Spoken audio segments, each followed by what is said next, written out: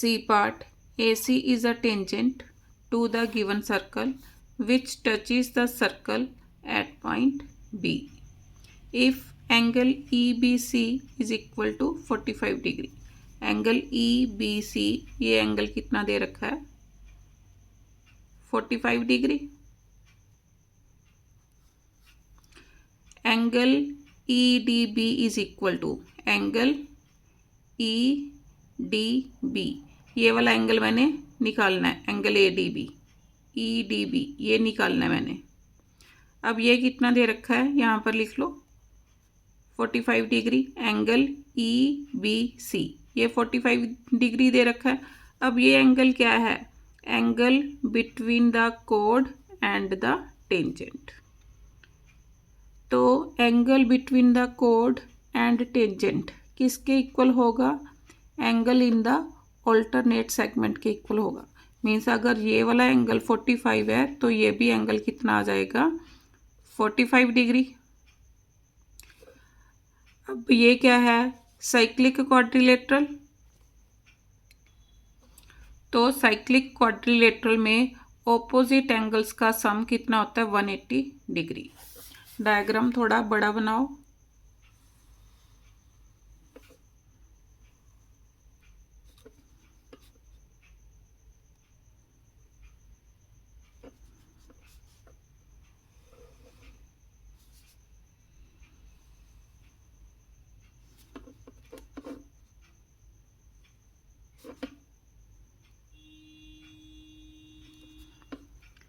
मेरे को कौन सा एंगल दे रखा है ABCDEF,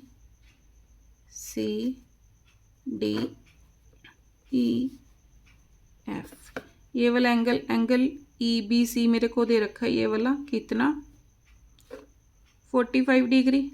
तो ये वाला एंगल बिटवीन द कोड एंड टेंजेंट किसके इक्वल होगा, angle in the alternate segment, ये 45 डिग्री आ गया। अब ये क्या है साइक्लिक क्वाड्रिलेटरल, कौन सी EFBD is a cyclic quadrilateral. मैंने कौन सा एंगल निकालना है, एंगल EDB किसके मीन्स साइक्लिक क्वाड्रिलेटरल में क्या होता है ऑपोजिट एंगल्स का सम 180 होता है। तो लिखो एंगल EBC, एंगल EBC किसके इक्वल होगा, angle EBC is equal to angle BFE is equal to angle BFE is equal to 45 degree. क्यों, angle in the alternate segment.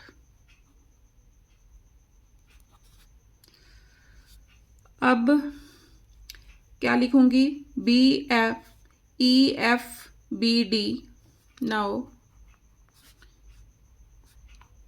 EFBD is a cyclic quadrilateral, therefore angle F plus angle EDB is equal to 180 degree. क्यों, sum of opposite angles, sum of opposite angles of a cyclic quadrilateral.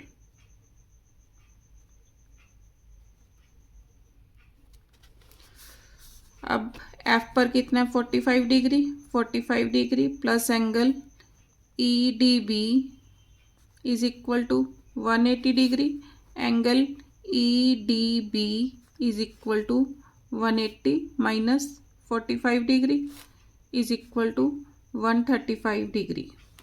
तो fourth option answer.